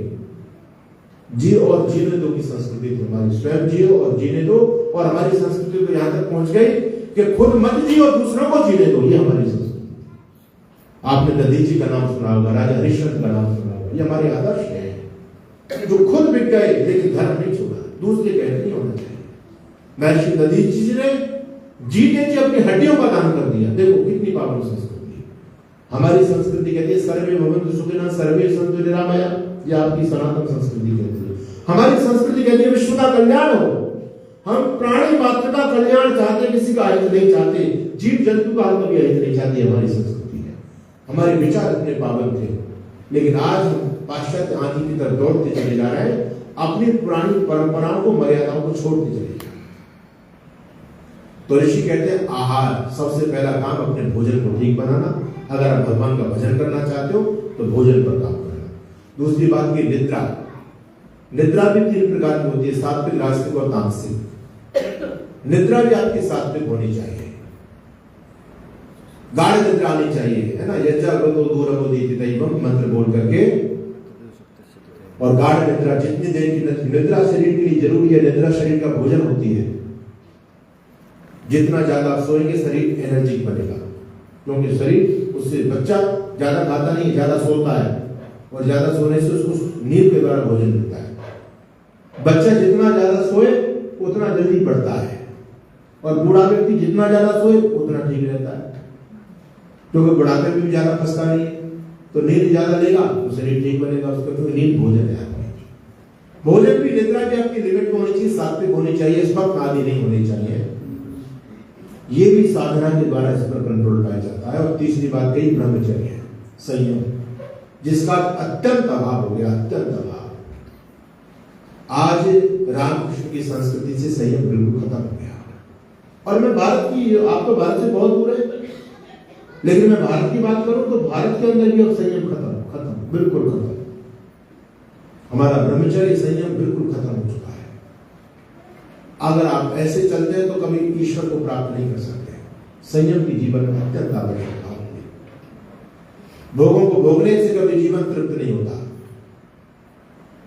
अग्नि में जितना घी डालोगे वासनाएं उतनी भड़केंगी। अग्नि में घी डालोगे उतनी प्रचंड होती है। संयम के द्वारा व्यक्ति अपने जीवन को पवित्र बनाता है। भोगों से कुछ नहीं, भोग तो कितना भी भोग लो, कुछ देर बाद इंद्रिया शिथिल हो जाती है। भोग को भोग करेंगे, उसके बाद फिर वही इच्छा प्रारंभ हो जाती है। फिर भोगते हैं, भोगने के बाद कुछ देर तक इच्छा ठंडी होती है, फिर वही इच्छा। इन इच्छाओं के पीछे भागते रहते हैं। क्या हो रहा है हमारा? तो ऋषि कहते हैं ब्रह्मचर्य, संयम का पालन, संयम का पालन करना चाहिए। विचार पवित्र होने चाहिए, भोजन अच्छा होना चाहिए, नींद अच्छी होनी चाहिए, तो आपका ये शरीर अच्छा बनेगा, ये सात्विक बनेगा। और शरीर के, इस शरीर के भीतर एक सूक्ष्म शरीर है। ये शरीर 5 तत्वों से मिलकर के बना है, सूक्ष्म शरीर 17 तत्वों से मिलकर के बना है। ये शरीर बार बार मरता है, बार बार जन्म लेता है, लेकिन सूक्ष्म शरीर कभी मरता नहीं है, वो एक ही रहता है। याद रखिए, जब से आत्मा है तब से आत्मा के साथ में सूक्ष्म शरीर है। और जब तक आपकी मुक्ति नहीं हो जाएगी तब तक वही सूक्ष्म शरीर चलेगा। स्थूल शरीर तो मृत्यु होने के बाद जला दिया जाएगा, नष्ट हो जाएगा, लेकिन सूक्ष्म शरीर आत्मा के साथ में जाता है। ये सारे संस्कार, सारे विचार, ये मन जो 17 तत्व में सूक्ष्म शरीर का पालन है। ये तन हमारा 3 चीजों से शुद्ध होगा, आहार निद्रा ब्रह्मचर्य से। और जो अंदर वाला जो शरीर है वो भी 3 चीजों से शुद्ध होगा, संध्या, स्वाध्याय और सेवा से। संध्या करना जीवन में, भगवान को भक्ति करना। भगवान की भक्ति तभी हो सकती है जब विचार पवित्र होंगे। ईश्वर को जीवन में आधार मानते हुए आप आगे बढ़ेंगे तो जीवन मंजिल को प्राप्त हो जाएगा। याद रखना, बिना ईश्वर को अपनाए आप संसार से कभी मुक्त नहीं हो सकते। ये बात जब व्यक्ति की समझ में आएगी तभी ठीक है। जितनी समझ में आएगी उतना अच्छा है, जितनी जल्दी आएगी उतना अच्छा है। नहीं तो अंत में नान्य पंथा विद्यते, इसके अलावा कोई दूसरा रास्ता है ही नहीं। बिना परमात्मा को जाने माने आप संसार के बंधनों से कभी मुक्त हो ही नहीं सकते। इस संसार की पहेली को कभी सुलझा ही नहीं सकते बिना परमात्मा को माने। हमारे गुरुजी हमें जब पढ़ाते थे तो एक दृष्टांत सुनाते थे, बड़ा रोचक दृष्टांत है, मैं आपको बताता हूँ, आपको अच्छा लगेगा। ईश्वर के जीवन में क्यों महत्ता है, ईश्वर क्यों आवश्यक है। एक सेठ जी थे, पुराने जमाने की बात है। सेठ जी के पास संपत्ति के रूप में ऊंट थे, ऊंट। पहले धन कम होता था, पशु ज्यादा होते थे लोगों के पास। किसी के पास 2 लाख गाय, किसी के पास 5 लाख गाय, किसी के पास 1.25 लाख गाय। ये पदवी होती थी। नंद, महानंद है ना, नंद बाबा थे ना ब्रज में, उनके पास नंद क्यों, उनके पास 1.25 लाख गाय थी, इसलिए वो नंद कह जाते थे। तो पशुधन बहुत बड़ी संपत्ति होती थी हमारे जीवन में पहले। आज तो ये नोट की कागज का धन चल गया, लेकिन गोधन, गजधन, वाजधन और रतन धन खान, इनको लोग रतन मानते थे। सेठ जी के पास संपत्ति के रूप में ऊंट थे। सेठ जी की मृत्यु होने वाली थी। सेठ जी ने वसीयत देखी मृत्यु से पहले कि मेरे मरने के बाद मेरी संपत्ति को 3 भागों में बांट दिया जाए। वसीयत लिखी और वसीयत लिखने के बाद सेठ जी का काम तमाम हो गया। लोगों ने अंत्येष्टि संस्कार किया, उनको वसीयत मिली और वसीयत मिली तो लोगों ने पढ़ी, लेकिन वसीयत बड़ी विचित्र थी। सेठ जी ने लिखा कि मेरे पास जितनी भी संपत्ति है उसका आधा हिस्सा मेरे बेटे को दिया जाए, और जितना मेरे बेटे को दिया जाए उसका आधा हिस्सा मेरी बेटी को दिया जाए, और जितना मेरी बेटी को दिया जाए उससे 1 कम मेरे नौकर को दिया जाए। बात समझ आई? थोड़ा दिमाग लगाना, बात समझ आई? अब उनके पास 23 ऊंट थे, 23 है ना, 23 समझ रहे हो ना हिंदी में? 23 ऊंट, 20 3 23। अब उसने कहा कि जितना मेरी प्रॉपर्टी उसका आधा हिस्सा मेरे बच्चे को दिया जाए। अब 23 के आधे करो कितने होंगे? कितने हैं? हाँ, 11 और आधा 11 राजा तक तो 23 होंगे, तो एक ऊँट काटना पड़ेगा। लोगों ने कहा भैया आप थोड़ा बहुत कमती बढ़ती ले लो, कोई ज्यादा ले लो। बोलो नहीं नहीं नहीं, जितना सेठ जी लिखेगा उतना नहीं। तो उसने कहा कि जितनी मेरी संपत्ति उसका आधा हिस्सा मेरे बेटे को 23 के आधे करो, 11.5 हो गए, 11.5, और जितना बेटे को उससे आधा मेरी बेटी को, अब 11.5 के आधे करो, कितने हो? 6.25, 6 में एक हिस्सा कम है ना, 6.25 हो गए। और बोले जितने मेरी बेटी को उससे एक कम मेरे नौकर को देना। अब कोई भी भाई कारण की वसीयत के हिसाब से संपत्ति का बंटवारा नहीं कर पाया।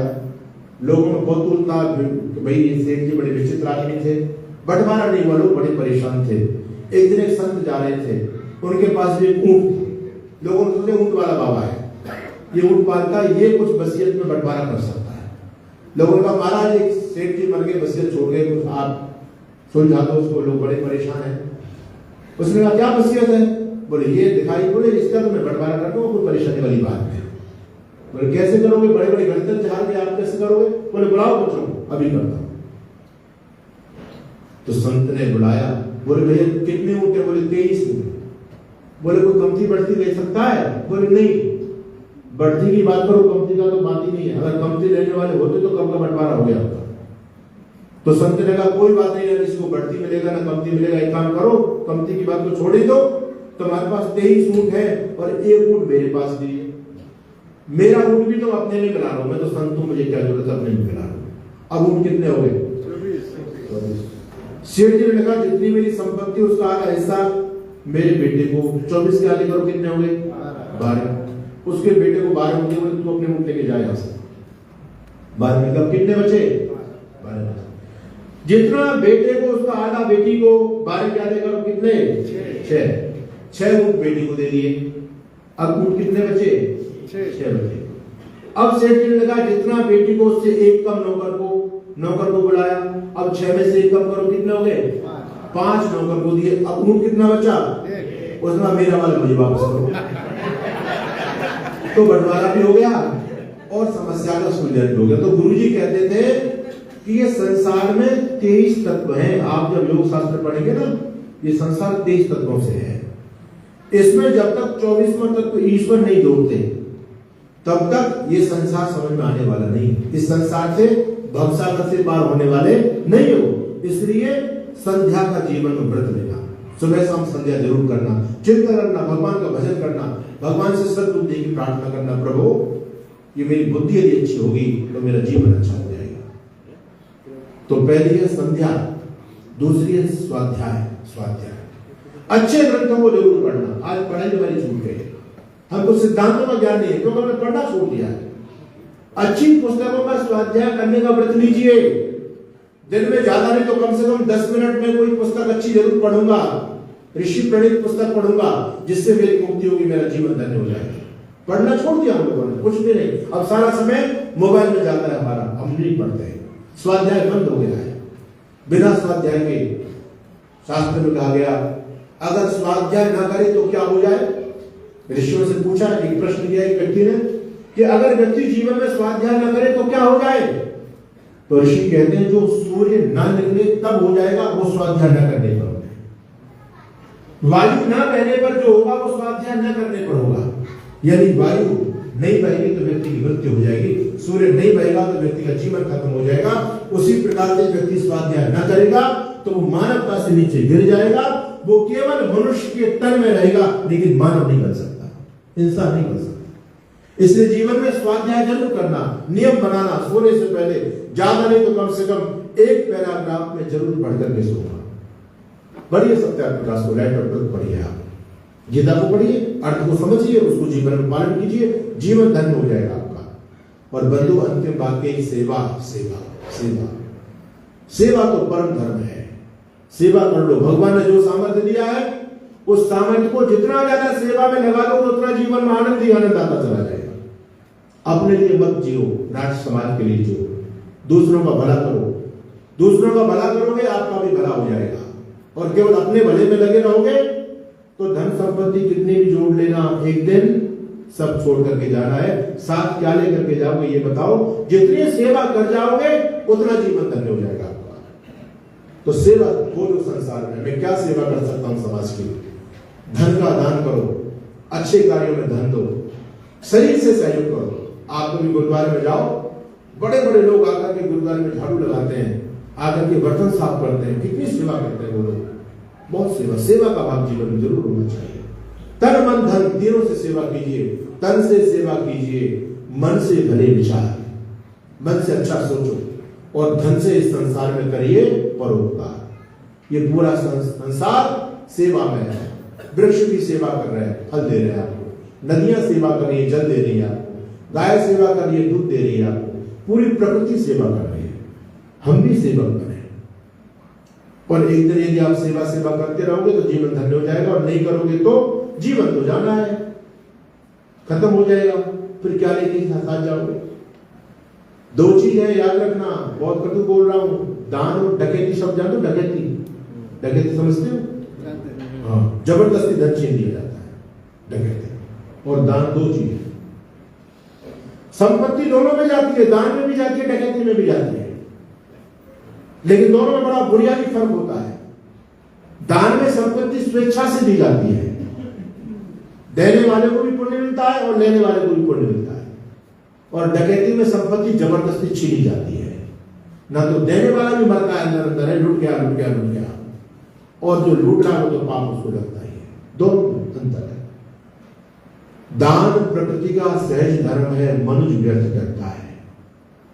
एक रोज तो उसे यहां सब कुछ देना पड़ता है। बोलो देना पड़ता नहीं पड़ता?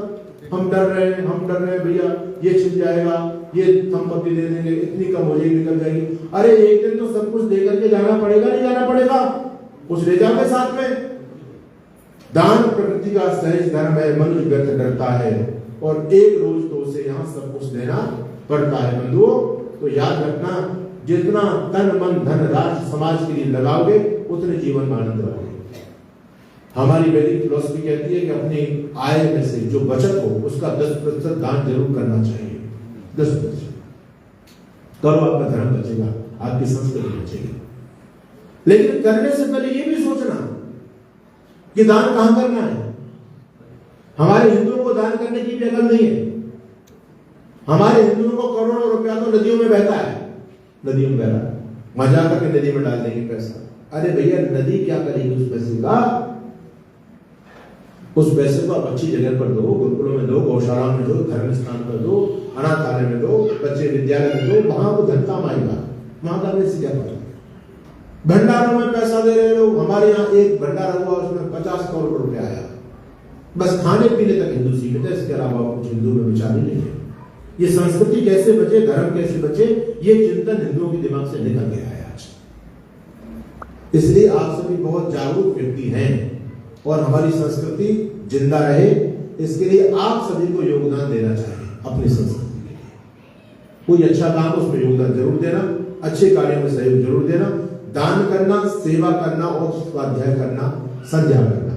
आपका अंदर वाला तन शुद्ध हो जाएगा, अंतःकरण जो सूक्ष्म शरीर है वो शुद्ध हो जाएगा, और आहार निद्रा ब्रह्मचर्य से ये बाहर का शरीर शुद्ध हो जाएगा।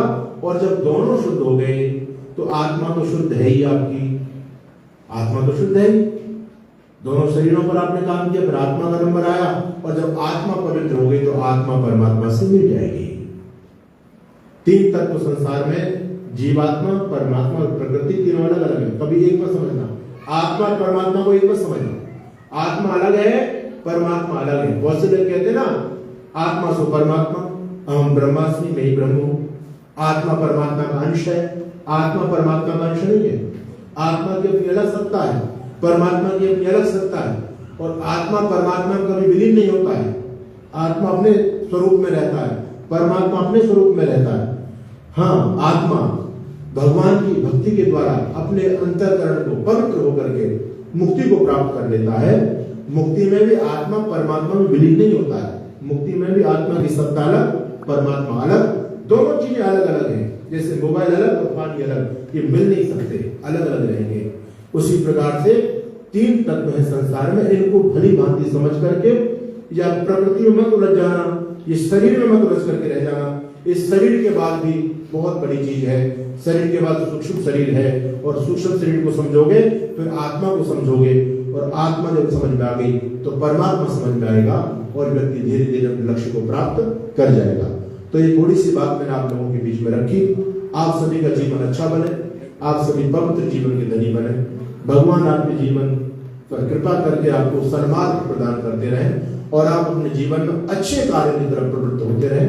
कभी किसी का बुरा मत सोचना, कभी किसी का बुरा मत करना। जितना हो सके अपने शरीर से, अपने मन से और अपने धन से लोगों की सेवा करते रहना। ये जीवन धन्य हो जाएगा। संसार में यही जीवन जीने की कला है। करने वाला होगा भला, अंत भला है। बस यही संसार में जीने की कला है। दूसरों का भला करो, आपका भी भला हो जाएगा। यही जीवन जीने का सूत्र है। ये संत, ये शास्त्र यही आपको कहते हैं कि अभी इन चीजों से भटक मत जाना।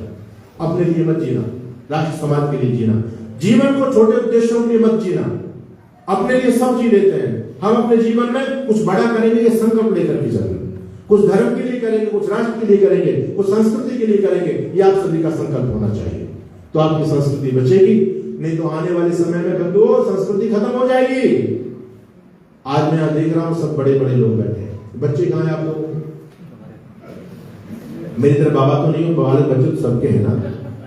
बड़े बड़े चलो, जो बच्चे एक दो के बालक हैं बाहर, देखिए ये विचार आज आप लोगों तक पहुंचे हैं। आपके माता पिता ने तपस्या की, तब ये विचार आप लोगों तक पहुंचे। आपके विचार बहुत अच्छे, आप यहां तक आए। आप धर्म संस्कृति के लिए जीते हैं, सोचते हैं। लेकिन ये विचार क्या आपने अपने बच्चों को दिए? आप हिंदी समझते हैं, बहुत अच्छा, लेकिन क्या आपका बच्चा हिंदी जानता है? क्या आपका बच्चा मोरल वैल्यू समझता है? क्या आपका बच्चा गीता, रामायण, महाभारत के बारे में जानता है? क्या आपका बच्चा रामकृष्ण, माँ भगवती, सीता, दुर्गा के बारे में जानता है? आपने कभी उनको नॉलेज दी? नहीं दी तो सब खत्म है। आप माता पिता केवल इसलिए नहीं है कि आप अपने बच्चों को बढ़िया कोठी बना के दे दी, कार बना के दे दी, बैंक बैलेंस दे दिया। नहीं, इससे पितृ ऋण से ऋण नहीं हो पाओगे। जो आपकी वैचारिक संपत्ति है, विचार दुनिया की सबसे महत्वपूर्ण पूंजी होती है, विचार जरूर देना। आपके जाने के बाद आपके परिवार में आपकी परंपराएं खत्म ना हो जाए। याद रखना, जो परंपरा चल रही है ना सनातन की परंपरा टूट नहीं जाए। ये आप सभी का कर्तव्य है। ये तभी है जब हम सब विवेकशील बनेंगे, चिंतनशील बनेंगे, तो हमारा धर्म बचेगा, संस्कृति बचेगी। आप सभी का बहुत बहुत धन्यवाद। आप लोगों ने बहुत ध्यान से सुना।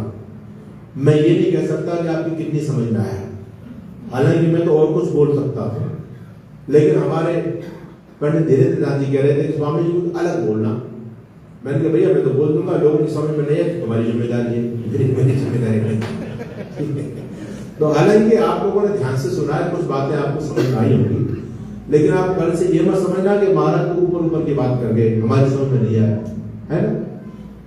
आगे जो सत्र होंगे उसमें आपके व्यवहारिक बातें हम करेंगे। हम ज्यादातर व्यवहारिक बातें करते हैं, लेकिन कभी कभी सिद्धांत की बात भी सुननी चाहिए। 3 तत्व, आत्मा क्या है, आत्मा क्या चीज है, आप कभी जान पाए? हमने शरीर को ही आत्मा समझ लिया। आत्मा ना कभी मरता है, ना गोरा है, ना काला है, ना बूढ़ा है, ना बच्चा है। क्या है आत्मा? मरने के बाद क्या होता है? इस आत्मा को जानना बहुत जरूरी है। आत्मा वाले द्रष्टव्य, आत्म तत्व को जानो, परमात्मा को जानो। केवल प्रकृति में उलझ करके मत रह जाओ। आज हम पूरे जीवन भर प्रकृति में उलझे पड़े हैं, सब कुछ प्रकृति के लिए कर रहे हैं, इस शरीर के लिए कर रहे हैं। अरे भाई, शरीर से भी ऊपर उठो, शरीर तो नष्ट हो जाएगा। आगे की यात्रा में शरीर साथ नहीं देगा, आपका अंतःकरण साथ देगा, सूक्ष्म शरीर साथ देगा, आत्मा साथ देगी। उस आत्मा को सजाने का कुछ काम किया नहीं। शरीर को तो, तन को तो बहुत सजाया, तन को तो बहुत धोया, मल कर करके बड़ी अच्छी क्रीम पाउडर सब लगाया, लेकिन क्या मन को भी धोया कभी? क्या विचारों को धोया हमने कभी? आत्मा की पवित्रता कभी की नहीं की? अगर मन के लिए, आत्मा के लिए कुछ नहीं सोचा और केवल तन तक सीमित रह गए तो बहुत बड़े घाटे का काम हो जाएगा। इसलिए चिंतनशील बनो, विवेकशील बनो। आप सभी को बहुत बहुत आशीर्वाद, धन्यवाद। ओम शांति।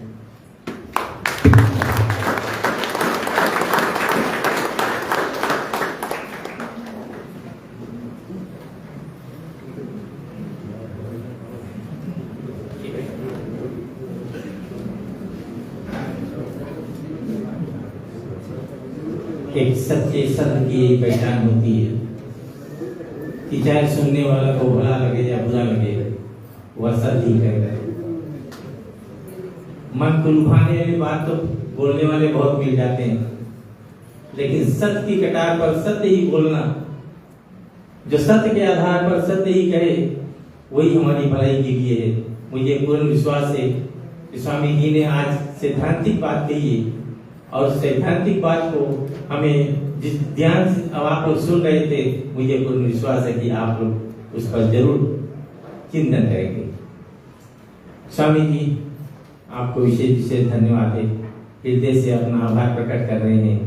इतनी देर तक आपने जो बातें कही, इतनी प्रभावशाली बातों को उस प्रकार से आपने हमारे समक्ष पेश की है। हमारी जो जनता है, हमारे जो भाई बहन यहाँ पर बैठे हुए हैं, बहुत श्रद्धा के साथ आपकी बातों का मनन कर रहे हैं। हमारे 7 दिवसीय कार्यक्रम जो है इसी प्रकार से चलता रहेगा। कल से दिन में सुबह 9 से 11 बजे तक बच्चों के लिए कार्यक्रम रहेगा। शायद वो स्वामी जी ज्यादा जानते हैं, मोरल वैल्यूज पर नैतिक शिक्षाएं रहेगी। 2 से 4 बजे तक बड़े लोगों के लिए जो कार्यक्रम रखी गई है, उसमें आपके पास में कुछ विषय का समाधान करना हो, उसके लिए आप 2 से 4 बजे तक हमारे इस प्रांगण में आ सकते हैं। बुधवार के दिन का कार्यक्रम यहाँ पे नहीं होगा। फिर उसके बाद में बृहस्पतिवार, शुक्रवार और शनिवार को हर दिन में यहाँ पर बच्चों के लिए और बड़ों के लिए कार्यक्रम होता रहेगा। कल शाम को कोरतारी आर्य प्राइमरी स्कूल पर शाम को ठीक 6:30 बजे से वहाँ पर सभी के लिए कार्यक्रम वहाँ होने को है। कोरतारी आर्य समाज द्वारा उसके आयोजन की गई है। बुधवार की रात्रि को बोमवाले प्राइमरी स्कूल पर कार्यक्रम होने को है। और बृहस्पतिवार को वालेवू आर्य समाज तथा तामुतौला सब डिवीजन आर्य समाज द्वारा होस्ट किया जाएगा। वकील अमृत सेन लोया के प्रेसिडेंस पर, वहां पर भी अच्छी तरह से बैठने की बाकी की व्यवस्था है। तीनों जगह पर जहाँ कहीं कार्यक्रम का आयोजन होगी, वहां पर बाकी के लिए, बैठने के लिए, सभी को आने जाने के लिए अच्छी सुविधा है। शुक्रवार और शनिवार को रात्रि को फिर से कार्यक्रम पुनः इसी भवन पर होगा। और रविवार के दिन में कार्यक्रम दिन में सुबह 9:30 से 1 बजे तक यहाँ पर वही अंतिम दिन रहेगा कार्यक्रम का। तो मुझे पूर्ण विश्वास है कि आप लोग जितना भी हो सके, स्वामी जी बहुत दूर से आए हैं और ये समय जो है अपना कुछ त्याग करना पड़ेगा, अपना जो भी कमिटमेंट से थोड़ा से निकाले। हमारे जो आप देख रहे हैं ऑकलैंड, न्यूजीलैंड से, ऑस्ट्रेलिया से लोग स्वामी जी का साथ दे रहे हैं। कुछ है, कुछ पाए हैं उन्होंने, कुछ आनंद उठा रहे हैं, क्योंकि हमें अपना जीवन धन्य करना है, हमें अपना जीवन सफल बनाना है। ये जिंदगी आज के लिए बार बार ना मिलेगा, तो क्यों नहीं जो बातें सैद्धांतिक बातें हैं मानव जीवन के प्रति, उसको हम अमल में लेकर आए और अपने जीवन को सफल बनाए। इन्हीं शब्दों के साथ में आप सभी को एक बार पुनः धन्यवाद है। और आप सभी के लिए भोजन का विशेष प्रबंध हुआ है, आप भोजन करके यहाँ से जाए। धन्यवाद।